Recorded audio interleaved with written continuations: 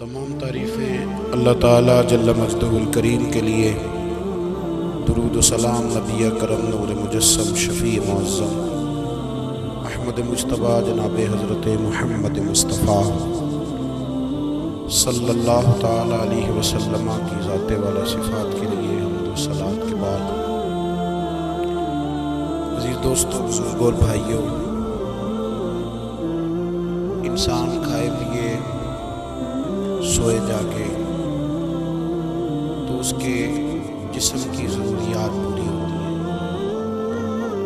लेकिन जब वो अल्लाह का ज़िक्र करता है, नमाज पढ़ता है, दुआ मांगता है, इस्तिग़फ़ार पढ़ता है, दुरूद व सलाम के गजरे पेश करता है, तो फिर उसकी रूहानी ज़रूरियात पूरी होती हैं। आज जिस ज़माने में हम वक्त गुजार रहे हैं, लोगों की जिस्मानी ज़रूरियात पूरी करने के लिए, ग़िज़ाई ज़रूरियात पूरी करने के लिए बहुत सारे बंदोबस्त किए जा रहे हैं, लेकिन जितना लोग अपनी ज़ाहिरी ज़रूरियात में खुद कफ़ील होते जा रहे हैं, उतना ही ज़्यादा वो रूहानी तौर पर कमज़ोर होते जा रहे हैं। घंटों बैठकर गपशप करने वाले लोगों के लिए थोड़ी देर भी ज़िक्र इलाही करना मुश्किल हो जाता है। लंबी चौड़ी बातें करने वाले, लंबे चौड़े दलाइल देने वाले लोग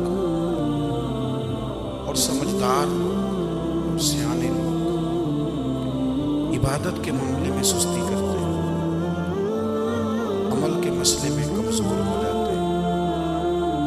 तस्बीहात करना, वज़ाइफ पढ़ना, दुरूद व सलाम पढ़ना, कम बोलना, सच्ची बात करना, सब्र से रहना, शुक्र को अपनाना, कनात इख्तियार करना, हसद, बुग़्ज़, अदावत से बचना ये लोगों के लिए मुश्किल हो जाता है।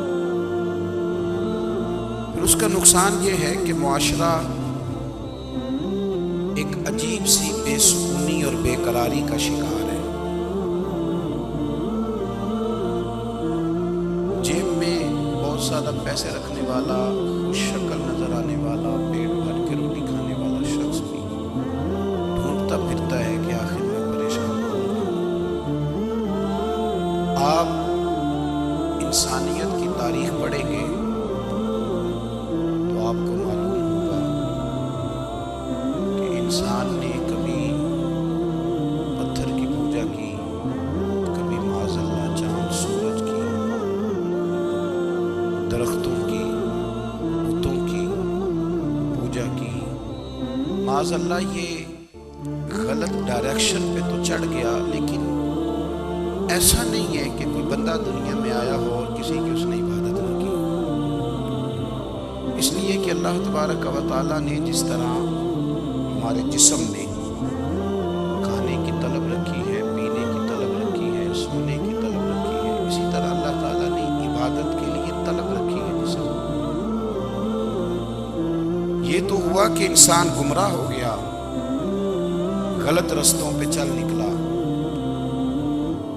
उसने झूठे माबूदों की तरफ माज़अल्लाह तवज्जो कर ली, लेकिन वो किसी न किसी के सामने झुकता रहा, क्योंकि उसके वजूद में तलब थी, शौक था उसे कि वो इबादत करे। अल्लाह तबारक व तआला जब मुसलमान को तौफीक दे और अल्लाह की बारगाह की जानिब वो रुजू करे, तो फिर उसका रवैया ये होना चाहिए कि उसकी तवज्जो हो अल्लाह की जानिब। हमारे यहाँ तस्बीहात पढ़ ली जाती हैं अगर कभी मौका मिले, लेकिन वो ख़ास इन्हिमाक, वो ख़ास शौक़, वो ख़ास ज़ौक़ अल्लाह तबारक व तआला की इबादत का। एक होता है नमाज पढ़ना, एक होता है एहतमाम के साथ नमाज पढ़ना, यानी ज़रा वक्त पे उठना, ज़रा सही करके वज़ू करना, ज़रा शौक़ से मुसल्ला बिछाना। एक होता है तस्बीह पढ़ लेना, और एक होता है ज़रा थोड़ा सा ना शौक़ के साथ अल्लाह को याद करना। आप कभी जब मैंने आय करीमा पढ़ी, इसकी आप शान नुज़ूल देखें, नबी करीम सल्लल्लाहु ताला अलैहि वसल्लम के ना कुछ सहाबा अल्लाह की मोहब्बत के शौक़ में हुज़ूर की बारगाह में हाज़िर हुए। उन्होंने आके अर्ज़ पता क्या किया, अर्ज़ करने लगे, یا رسول اللہ صلی اللہ تعالی علیہ وسلم سالوں بیت گئے ہیں سجدے کرتے ہوئے، حضور سالوں بیت گئے ہیں تسبیح پڑھتے ہوئے، سالوں بیت گئے کہتے ہوئے کہ سبحان اللہ وہ پاک ہے، ہمیں سالوں بیت گئے یہ کہتے ہوئے کہ اللہ اکبر وہی سب سے بڑا ہے، سالوں بیت گئے کہتے ہوئے کہ الحمدللہ ساری تعریفیں اللہ کے لیے، سالوں بیت گئے اس کی تسبیح کرتے، تحلیل کرتے، تکبیر کہتے، حضور اب نہ ہمارا اپنے رب سے ملنے کو جی چاہتا ہے، کبھی اے حقیقت منتظر نظر آ نہ لباس مجاز میں، لاکھوں سجدے تڑپ رہے ہیں میری جبین نیاز میں، اور اقبال کہنے لگے کہ تیرے عشق کی انتہا چاہتا ہوں، تو میری سادگی دیکھ کیا چاہتا ہوں، میرا ذرا سا تو دل ہے مگر شوق اتنا، میں وہی لن ترانی سنا چاہتا ہوں، میرا بھی دل کرتا ہے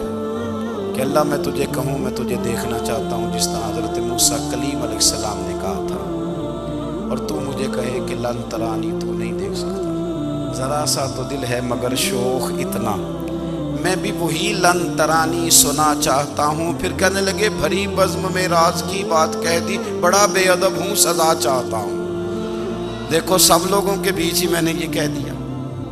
میرے عزیز صحابہ نا شوق میں، کتنے سارے لوگ ہیں، آپ کتنی ماشاءاللہ بڑی تعداد میں آپ آئے، ہم بھی کبھی اس شوق میں گئے ہیں کہ ہمارے رب کو دیکھنے کو دل چاہتا ہے، ہمارا جی چاہے وہ کبھی ہمیں ملے، ہم کبھی اس کی زیارت کریں، اس کی بارگاہ کرم میں ہم حاضر ہوں۔ صحابہ نے عرض کیا یا رسول اللہ صلی اللہ تعالی وسلم ہمارا رب کہاں ہے؟ ہمارا نا اپنے رب کو دیکھنے کو جی چاہتا ہے۔ جب صحابہ نے یہ عرض کیا تو اللہ نے قرآن مجید نازل کیا، فرمایا وَإِذَا سَأَلَكَ عِبَادِي أَنِّي فَإِنِّي قَرِيبٌ، محبوب جب میرے بندے آپ کی بارگاہ میں آ کے میرے بارے میں پوچھے نا تو ان سے کہہ دینا میں ان کے قریب ہی ہوں، قریب ہی ہوں۔ دلیل کیا ہے؟ آئی اذا دان، یہ جب بھی مجھ سے دعا مانگیں گے میں ان کی دعاؤں کو قبول فرماؤں گا، میں ان کے قریب ہوں، میں ان کے قریب ہوں، یہ جب بھی دعا مانگیں گے نا میں قبول کروں گا، میں ان کے قریب ہوں۔ اللہ تبارک و تعالیٰ کے بندے اللہ سے محبت کرتے، رب کی بارگاہ میں جھکتے، اس کو اپنے دکھ سناتے، اس کے پیارے محبوب صلی اللہ تعالیٰ علیہ وسلم کا وسیلہ لے کے اس کے حضور حاضر ہو جاتے، پیشانیاں سجدوں سے روشن ہوتی۔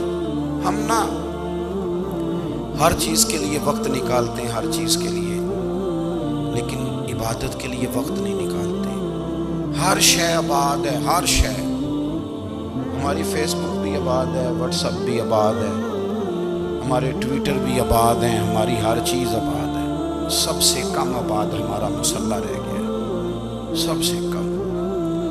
وہ لوگ اب ڈھونڈنے سے ملتے ہیں جن کی بغل میں مصلی ہوتا تھا۔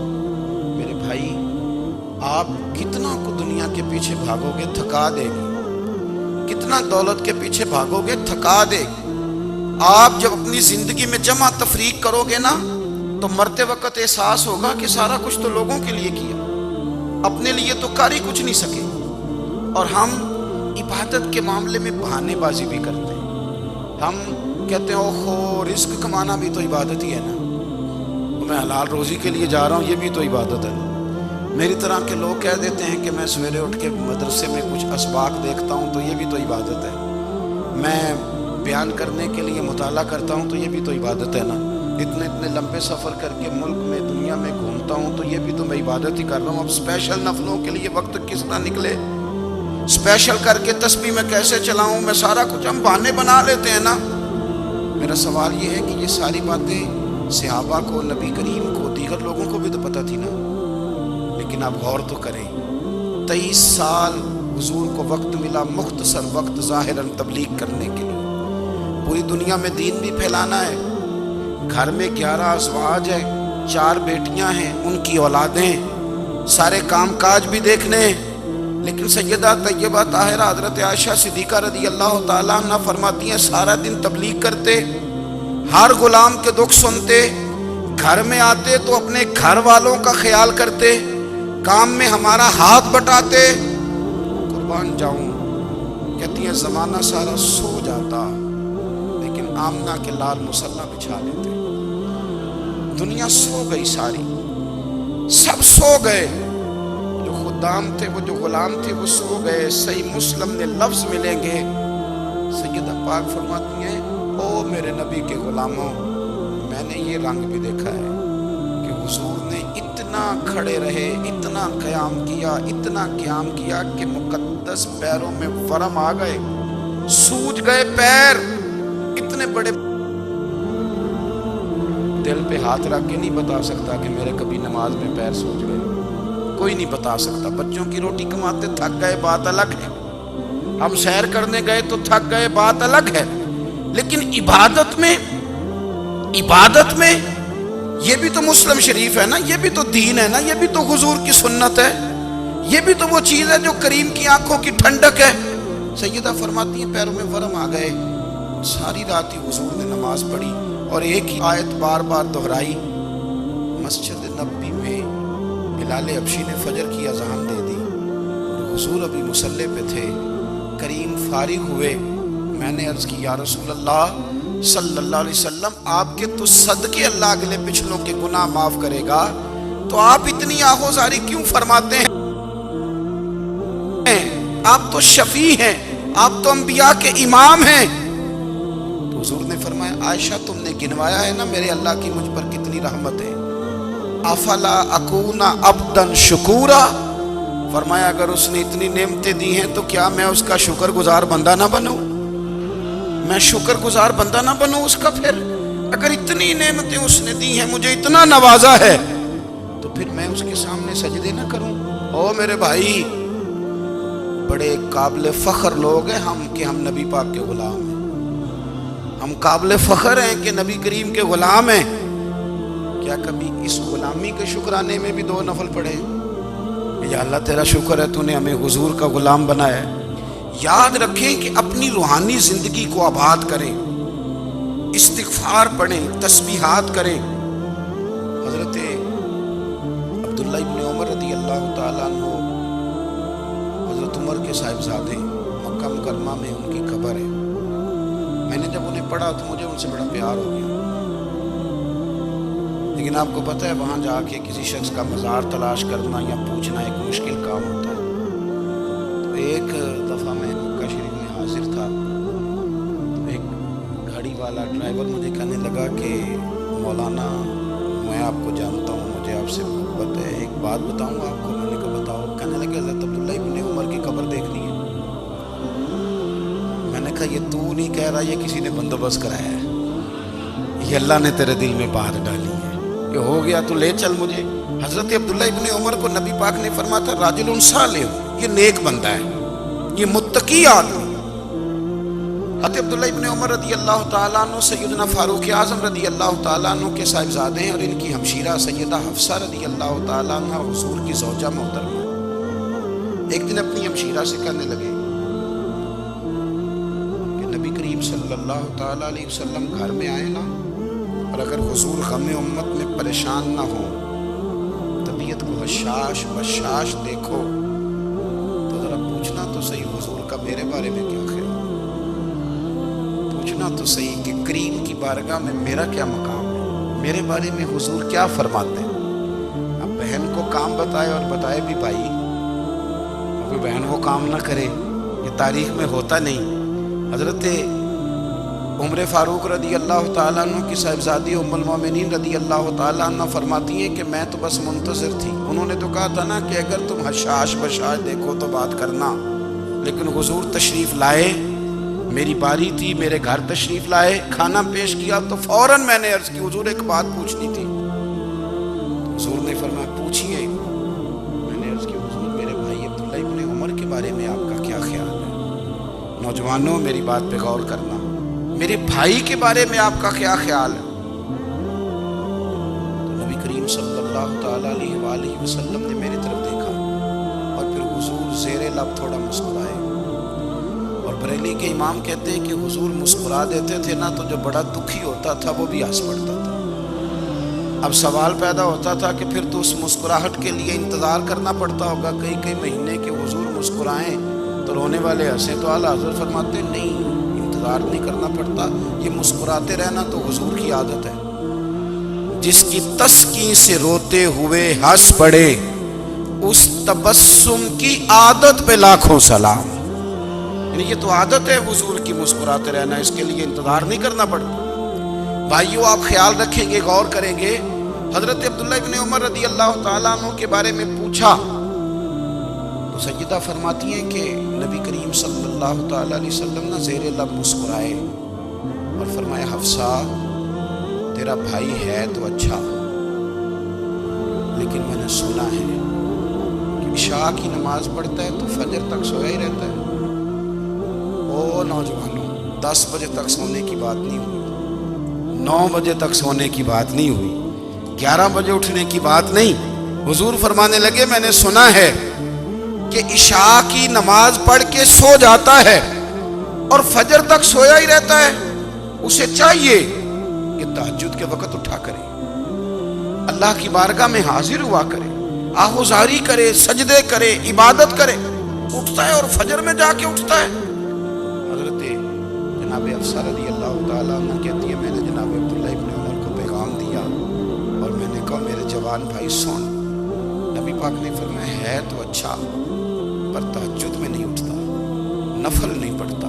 او میری ملت کے جوانوں، مزہ نہیں آ جاتا جب ساری دنیا سوئی ہو، ساری دنیا، اور بستر بھی گرم ہو اور نیند بھی پورا غلبہ کر رہی ہو، اور اچانک گھنٹی بجے دماغ میں، آنکھ کھلے، گھڑی پہ نظر پڑے، 3:30 4 بجے کا پیغام گھڑی بتائے، اور کوئی چڑھتی جوانی والا اٹھ کے وضو کرے، اور جب وہ مصلی کھول کے بچھائے تو مدینے والے محبوب کہتے ہیں کہ ہر نماز پہ رب ثواب دیتا ہے، اور جو اٹھ کے تہجد کی نماز پڑھے اسے دیکھ کے تو رب مسکراتا ہے، جو اس کی شان کے لائق ہے، جو اس کی شان کے لائق، وہ مسکراتا ہے، خوش ہوتا ہے کہ میرا بندہ تہجد میں اٹھ گیا، وہ مسکراتا ہے۔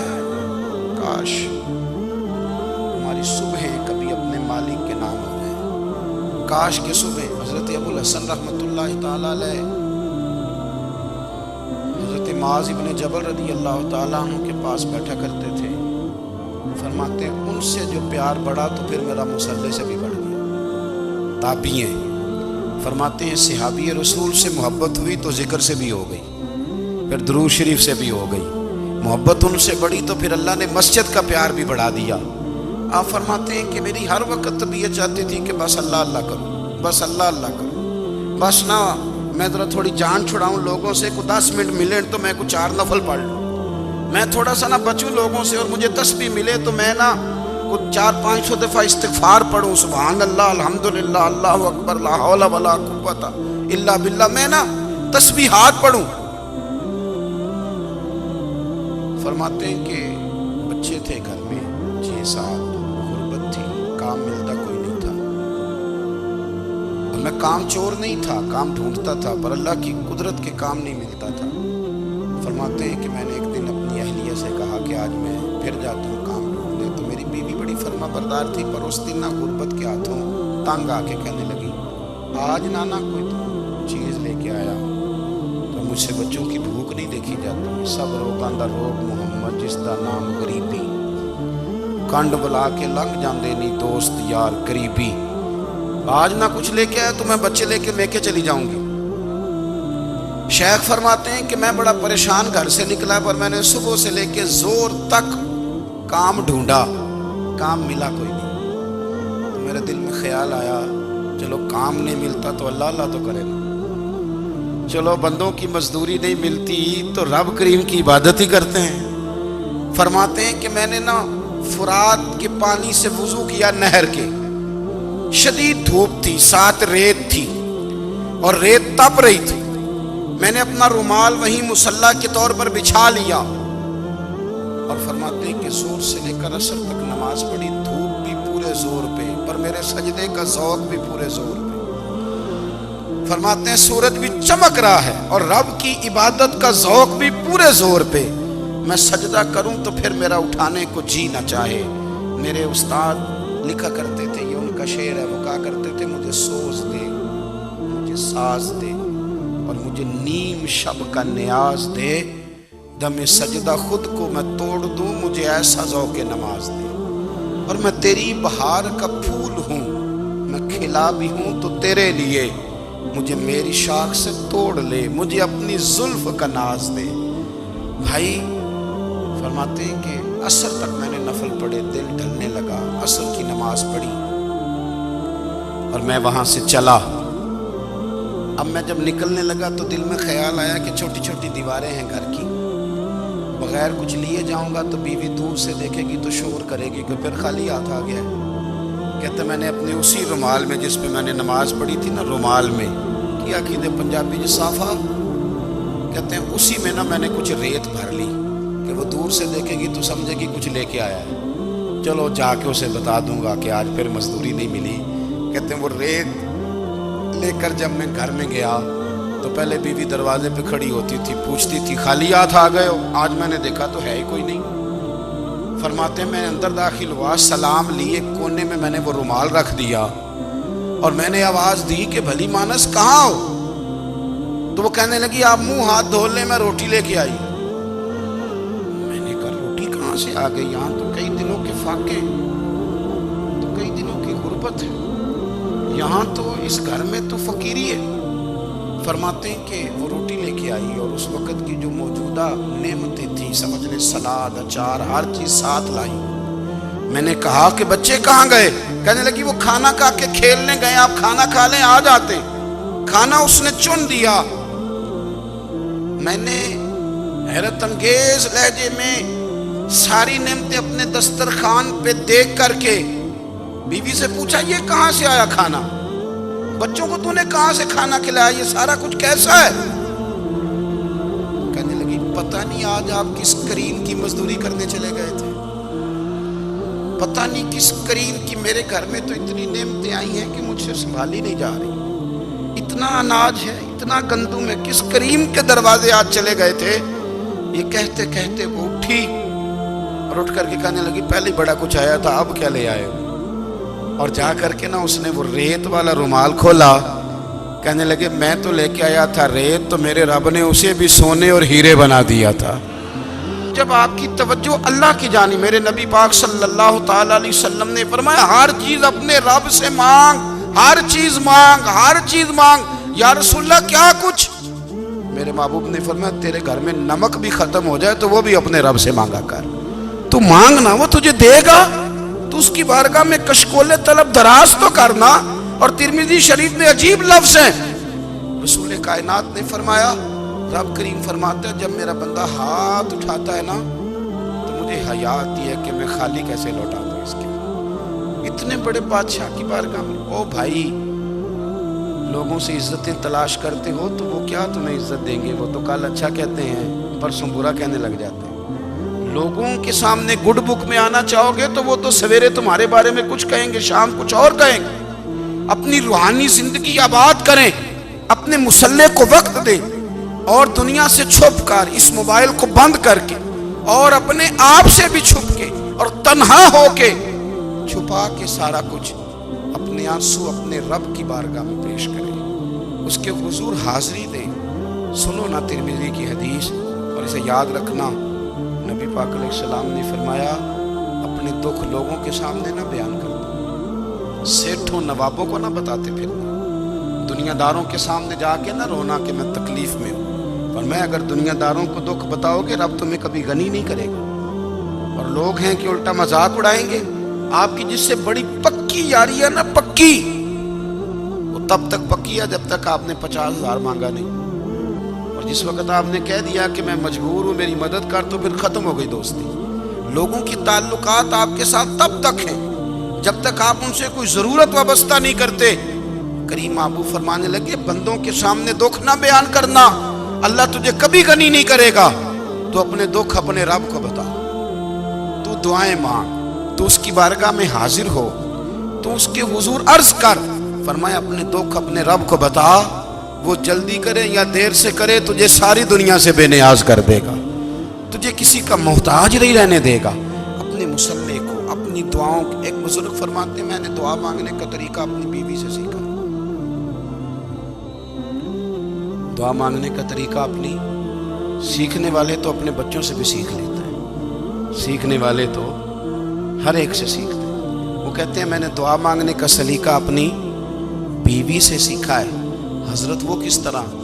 فرمانے لگے میری بیوی نے نا مجھے کوئی کام بتایا، کچھ پیسوں کی ضرورت کے لیے کہا، تو میں نے اسے کہا کہ بھئی ابھی میرے پاس نہیں ہے، کچھ دنوں میں آتے ہیں تو میں دے دوں گا. عورتوں کی عادت ہوتی ہے وہ بار بار یاد کراتی ہیں. 2-4 دنوں کے بعد پھر اس نے کہا حضرت وہ میں نے کہا تھا کچھ پیسے، میں نے اسے کہا کہ ابھی میرے پاس نہیں ہے، کچھ دنوں میں ملتے ہیں تو میں تمہیں دے دوں گا. اس نے کچھ دنوں کے بعد پھر کہا حضور وہ میں نے کچھ پیسے کہے تھے. فرماتے میں نے ڈانٹ دیا، میں نے کہا کہ کیا تو روز مجھے شرمندہ کرتی ہے، کہا نا میرے پاس نہیں ہے، ہوں گے تو دے دوں گا، تو روز یاد کراتی ہے. فرماتے اس نے پہلے تو میری ڈانٹ کو سہا، پھر میرے سخت جملوں نے اس کی آنکھوں میں آنسو پیدا کر دیے، پھر اس نے اپنے آنچل میں اپنے اس دکھ کو سمیٹا، اور پھر اس نے ایک جملہ کہا تو میں رو پڑا، اور مجھے اپنے رب سے مانگنے کا طریقہ آ گیا. مجھے کہنے لگی حضرت جی آپ نے ڈانٹ دیا، میں نے سہ لیا، پر آپ بھی میرے شوہر ہیں، بتائیں نا آپ سے نہ کہوں تو میں کس سے جا کے کہوں. فرماتے ہیں میں رو پڑا، اور میں کھل کے رویا، اور میں تڑپ کے رویا، اور پھر میری سسکیاں بند گئیں. تو مجھے کہنے لگی آپ کو کیا ہوا؟ میں نے کہا مجھے بھی دعا مانگنی آ گئی ہے. جب میں اسے کہوں گا نا اللہ تو ہی میرا رب ہے، میں تجھ سے نہ کہوں تو میں کس سے جا کے کہوں؟ میں کیوں کسی بندے سے سوال کروں؟ میں کیوں کسی دنیا دار سے کہوں؟ میں تیرے بندوں کا، نیک بندوں کا وسیلہ لے کے، تیرے محبوب کی غلامی لے کے تیری بارگاہ میں آیا، تجھ سے نہ مانگوں تو کس سے مانگوں؟ سمجھ آ گئی ہے.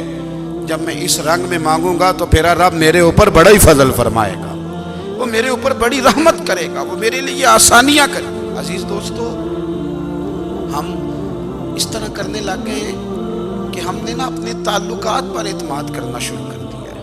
میرے تعلقات بہت ہیں، ہم نے اپنی دولت پر اعتماد کرنا شروع کر دیا ہے، میرے پاس دولت بہت ہے. ہم نے اپنے علم پر، اپنی شہرت پر اعتماد کرنا شروع کر دیا ہے کہ میرے پاس فلاں چیز بہت ہے.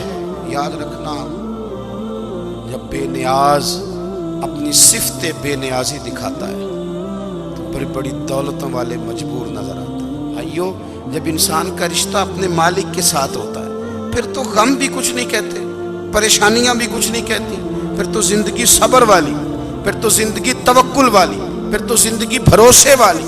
پھر انسان اپنے آپ کو رسوا نہیں کرتا، دنیا داروں سے امیدیں اس کی ختم ہو جاتی، امیدیں اللہ رسول سے لگا لیتا ہے، مضبوط ہو جاتا ہے، مضبوط، طاقتور ہو جاتا ہے، خوددار ہو جاتا ہے، باوقار باعزت ہو جاتا ہے. حضرت بہلول دانا رحمت اللہ علیہ بیٹھے تھے تو ہارون رشید حج کر کے آ رہا تھا، تو رستے میں حضرت شیخ سے ملاقات ہو گئی تو السلام علیکم کے بعد کہنے لگا حضور کوئی حکم ہو تو بتائیے گا. تو حضرت بہلول دانا فرمانے لگے تیرا رب کون ہے؟ اس نے کہا اللہ. تو فرمایا میرا کون ہے؟ کہا اللہ. فرمانے لگے تو بڑا ہی بیوقوف ہے، کیا تو یہ سمجھتا ہے کہ رب ہارون رشید کو تو دے گا اور بہلول دانا کو بھول جائے گا؟ تیرا بھی وہی رب ہے، میرا بھی وہی رب ہے. اس نے اگر تجھے دے کے آزمایا ہے تو ہو سکتا ہے مجھے نہ دے کے آزما رہا ہو. جب اس کی حکمت کے تقاضے ہوں گے تو عطا کرے گا اور دے گا. تو جا اپنا کام کر. بھائی اپنی روحانی زندگی، اپنی عبادات، اپنے وظائف، اپنے روزمرہ کے معاملات، اپنی دعائیں، اپنا استغفار. دیکھو مشکل کام تو نہیں، 2 رکوع ہیں سورہ واقعہ کی اگر رات کو پڑھ لی جائے تو. میں کس طرح یہ بات بیان کروں کہ تعویذ بانٹنا آسان ہے اور وظیفہ بتانا مشکل ہے. سارا دن تعویذ بانٹیں تو لوگ لینے کو تیار ہیں، اور اگر آپ وظیفہ بتائیں تو کہتے ہیں تو مشکل کام ہے. او خدا کے بندے، اگر آپ کا تعلق قرآن پاک کے ساتھ مضبوط ہو، قرآن پاک کے ساتھ اگر آپ کا رشتہ ہو، لوگ سفارشیں ڈھونڈتے ہیں نا دنیا میں، کوئی تعلق مل جائے تو میرا کام ہو جائے. دنیا میں اتنا مشکل معاملہ ہے، آخرت میں مجھے بتائیے گا کتنا مشکل معاملہ ہوگا. میرے نبی پاک صلی اللہ تعالیٰ علیہ وسلم نے فرمایا جو لوگ سورہ ملک پڑھا کرتے تھے نا، سورہ ملک، یہ سورت ملک قیامت میں ان کی سفارش کرے گی. اور اس طرح کرے گی کہ کہے گی اے اللہ یہاں اس بندے کو جنت میں داخل کر دے یا مجھے قرآن پاک سے علیحدہ کر دے. تو رب فرمائے گا جا اس کا دامن تھام کے اسے جنت تک پہنچایا. آپ بات کو سمجھیں. جب آپ کے تعلقات اپنے معاملات کے ساتھ مضبوط ہوں گے، یہ نبی کریم نے وعدہ کیا ہے کہ تو سورت واقعہ پڑھ تیرے گھر میں فاقہ نہیں آئے. حضرت عبداللہ ابن مسعود رضی اللہ تعالیٰ عنہ بیمار تھے تو حضرت عثمان غنی رضی اللہ تعالیٰ عنہ تیمارداری کے لیے تشریف لے گئے اور جا کر کے کہا کہ آپ بڑے بیمار ہیں، آپ کی بیٹیاں زیادہ ہیں، میں چاہتا ہوں کہ خزانے میں سے کچھ مدد کروں. تو سیدنا عبداللہ ابن مسعود رضی اللہ تعالیٰ عنہ اٹھ کے بیٹھ گئے اور کہنے لگے امیر المومنین، اللہ آپ کو میری طرف سے میری بیٹیوں کی طرف سے بہتر صلہ دے. میری بیٹیوں کو کسی خزانے کی ضرورت نہیں، میں نے انہیں خزانہ دے دیا ہے. کہا جناب آپ نے کون سا خزانہ دیا ہے، میں آپ کے مالی معاملات کو جانتا ہوں. تو فرمانے لگی امیر المومنین میرے نبی کریم نے فرمایا ہے جو سورت واقعہ پڑھے اسے کبھی فاقہ نہیں آتا. میں نے بیٹیوں کو یاد کرا دی ہے، یہ خزانہ میں نے انہیں دے دیا ہے. وہ سارے والدین سنیں جو بیٹیوں کے لیے پریشان رہتے ہیں. حضرت عبداللہ ابن مسعود نصیحت کر رہے ہیں، فرمانے لگے میں نے سورت واقعہ یاد بھی کرا دی ہے، پڑھنے کی عادت بھی ڈال دی ہے. حضور نے فرمایا ہے جو سورت واقعہ پڑھے اسے فاقہ نہیں آتا. کہنے لگے چاند تو اپنی جگہ چھوڑ سکتا ہے، سورج گر سکتا ہے، تارے ٹوٹ سکتے ہیں، پر مدینے والے رسول کی بات غلط نہیں ہو سکتی. حضور نے فرمایا فاقہ نہیں آئے گا تو انشاءاللہ کبھی بھی نہیں آئے گا. کرنے کا کام یہ ہے کہ ہم اپنے معاملات، اپنی عبادات، اپنی دعائیں کبھی 10 منٹ عادت ہو جائے نا دعا مانگنے کی علیحدہ سے رات کو. حضور نے فرمایا جو فرض نماز کے بعد دعا مانگے اللہ اس کی قبول کر لیتا ہے. نبی پاک صلی اللہ تعالیٰ علیہ وسلم نے فرمایا اللہ مسافر کی دعا قبول فرماتا. حضور نے فرمایا اللہ مظلوم کی دعا قبول فرماتا. حضور نے فرمایا بیمار سے دعا کراؤ اللہ اس کی دعا قبول فرماتا ہے. میرے نبی پاک نے فرمایا ماں باپ جب بھی اولاد کے لیے ہاتھ اٹھائیں، ویسے تے بلے شاہ تو آسمانی اٹھ دیا ہی پھڑ دیں، جڑا گھر بیٹھا انہوں پڑھیا ہی نہیں. حضور فرمانے لگے ماں باپ جب بھی اولاد کے لیے دعا فرمائیں اللہ ان کی دعا کو قبول کرتا ہے. آپ اپنا تعلق بنائیں، دعا کے ساتھ، عبادت کے ساتھ، مصلی کے ساتھ رشتہ بنائیں، استغفار پڑھیں. صلاح الدین ایوبی صلیبی جنگوں میں تھے، رات کو مسجد اقصی میں نماز پڑھی تو پریشان تھے. ایک بزرگ سے ملاقات ہوئی تو کہنے لگے کہ آپ بڑے پریشان ہیں. کہنے لگے حضور پریشان اس لیے ہیں کہ پہلے ہی مسلمان کمزور ہے، اب میں نے سنا ہے دشمن کا ایک بحری بیڑا وہ جنگی سامان سے بھرا ہوا آ رہا ہے، اب ان کے پاس اور تلواریں اور نیزے آ جائیں گے، مسلمانوں کے پاس پہلے ہی وسائل کی کمی ہے، پریشان ہو کس طرح کر کے مقابلہ کریں گے. یہ بات کہتے ہی صلاح الدین ایوبی نے بزرگوں سے کہا حضور آپ بھی دعا کرنا، دعا کی بڑی طاقت ہے. میرے نبی پاک نے فرمایا دعا مومن کا ہتھیار ہے، دعا مومن کا. حضور نے فرمایا تقدیر کو سوائے دعا کے کوئی چیز نہیں بدل سکتی. دعا مومن کا ہتھیار ہے، یہ کافر کے پاس کوئی نہیں، یہ ہتھیار ہے مومن کا. اللہ کرے آپ کو سمجھ آئے. پھر سنیں کئی بار کہہ چکا ہوں یہ ہتھیار ہے. کافر کے مقابلے میں جو تیرے پاس سب سے بڑا ہتھیار ہے وہ دعا ہے. دعائیں کرانی چھوڑ دی، کرنی چھوڑ دی، لینی چھوڑ دی. حضرت سیدنا انس بن مالک رضی اللہ تعالیٰ عنہ فرمایا کرتے تھے میں نے وہ رنگ دیکھا ہے جب حضور دعا مانگتے تھے اور حضور کی مقدس آنکھوں میں آنسو بھی ساتھ ہی بہا کرتے، میں نے وہ انداز دیکھا. تو صلاح الدین ایوبی بزرگ سے کہنے لگے آپ بھی دعا کیجیے، اور خود رونے لگے اور سر سجدے میں رکھ کے رونے لگے اور عشاء سے لے کر فجر تک روئے، خوب روئے. صبح وہ بزرگ آئے، صلاح الدین ایوبی کا خوبصورت اور ہنستا ہوا چہرہ دیکھا. کہنے لگے آپ بڑے خوش ہیں، رات تو میں نے بڑے روتے ہوئے دیکھا تھا. تو کہنے لگے حضور وہ جو بحری بیڑا آ رہا تھا نا وہ پانی میں ڈوب گیا ہے، اب وہ نہیں آ رہا، ابھی خبر آئی ہے تو میں بڑا خوش ہوں. بزرگ کہنے لگے اٹھ سینے سے لگ، اور سونے کے بعد وہ بحری بیڑا پانی میں نہیں ڈوبا، وہ تیرے آنسوؤں میں ڈوب گیا ہے. وہ جو تو رات رویا ہے نا رب کریم کی بارگاہ میں تو وہ ڈوب گیا ہے. بھائی اپنا مصلی کا، عبادت کا وظائف کا، اللہ اللہ کا سلسلہ اس کو مضبوط کریں، اپنی دعاؤں کے تعلق کو مضبوط کریں۔ دعائیں بڑے انقلاب برپا کر دیتی ہیں۔ ہم تھوڑے تھوڑے نا جب سے خشک ہوئے ہیں نا، خشک، اور میری تو جماعت ہی صوفیاء کی جماعت تھی، ہم تو داتا علی اجمیری کی جماعت سے، ہم تو خواجہ اجمیری کی جماعت سے، ہم تو شیخ احمد فاروق سرہندی کی جماعت سے، ہم تو صوفیاء کی جماعت۔ ہماری جماعت نے بھی وہ تعلق جو ہمارے بزرگوں نے بنایا تھا۔ بزرگ اللہ کے قریب کیسے جاتا ہے؟ تو ہمارے یہاں نا بہت سارے لوگ کہتے ہیں جی نظر ہو گئی تو کام ہو گیا۔ بھئی جو بخاری مسلم میں طریقہ ہے نا اللہ کا قرب پانے کا، وہ تو نفل ہے۔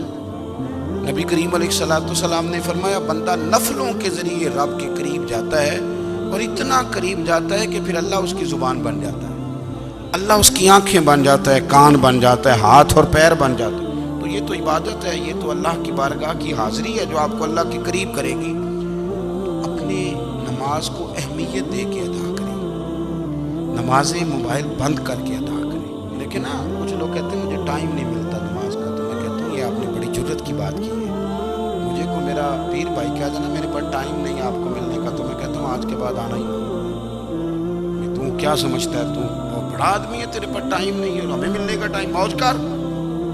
آپ نے اللہ رسول کو کہہ دیا ٹائم نہیں۔ اور عجیب فلسفہ ہے نا، کہا جائے نماز پڑھنے آؤ تو کہتے ہیں کپڑے ٹھیک نہیں، اور کہا جائے کہ آؤ ذرا دعوت پہ چلیں تو کہتے ہیں 1 منٹ ٹھہر میں کپڑے بدل کے آیا۔ نماز کے لیے کہا تو کہتے ہیں ٹھیک نہیں، دعوت کے لیے کہا تو کہتے ہیں میں ذرا تیاری کر لوں، یوں جانا مناسب نہیں، معاملہ ٹھیک نہیں۔ رب تو فرماتا ہے کہ جب تم مسجد میں آ تو زینت اختیار کر کے آ، خوب ذوق سے دعا مانگے، خوب شوق سے نماز پڑھیں، خوب استغفار کا مزاج بنائیں۔ آپ لوگوں کے بیچ رہ کے سکھ حاصل کرنا چاہتے ہیں، لیکن آپ کو پتہ ہے کئی مہینے غار حرا میں رہنا بھی مدینے والے محبوب کا طریقہ ہے۔ ہر سال اعتکاف بیٹھنا الگ سے، یہ بھی حضور کا طریقہ ہے۔ مسجد نبوی کے اندر دروازہ کھلتا تھا نبی کریم کا، پر گھر کے اندر نفل پڑھے نبی پاک، اور حضور فرماتے ہیں کچھ نفل نماز گھر میں بھی پڑھا کرو، گھر کو قبرستان نہ بناؤ۔ ہمارا گھر اللہ کے ذکر سے آباد ہوگا۔ اگر ہم نماز پڑھیں گے نا، میں جب سنت پڑھنے کے لیے گھر میں کھڑا ہوتا ہوں تو میرا جو 2.5-3 سال کا بیٹا ہے نا، وہ بھی میرے ساتھ نماز پڑھنی شروع کر دے۔ اسے پتہ کوئی نہیں نماز کیا ہوتی ہے، لیکن وہ بھی نا سجدہ نہ بھی کرنا ہے تو ساتھ لیٹ ضرور جاتا ہے۔ پتہ چلا بچے لیکچر دینے سے نماز نہیں پڑھتے، نماز شروع کر دیں تو بچے بھی شروع کر دیتے ہیں۔ ہم جب پریشان ہوتے ہیں تو لیکچر دیتے ہیں، تو لیکچر تو باہر شاید چل جائے، گھر میں کیسے چلے گا؟ گھر میں تو عمل چلے گا۔ تو میرے عزیز، آج کے اس روحانی اجتماع میں ہمارے دوستوں نے جو محنت کی، ہم نے بار بار اپنی نیت سے پوچھا خدا ہمیں معاف کرے اگر کوئی ذاتی شہرت ہے، کوئی ہمارے ذاتی مفادات ہیں، رب ہمیں ہدایت دے۔ ہماری یہ خواہش تھی کہ روحانی اجتماع ہمیں تھوڑا سا اللہ اور اس کے رسول کی جانب مائل کرے، کچھ ہمارا رشتہ مصلی کے ساتھ مضبوط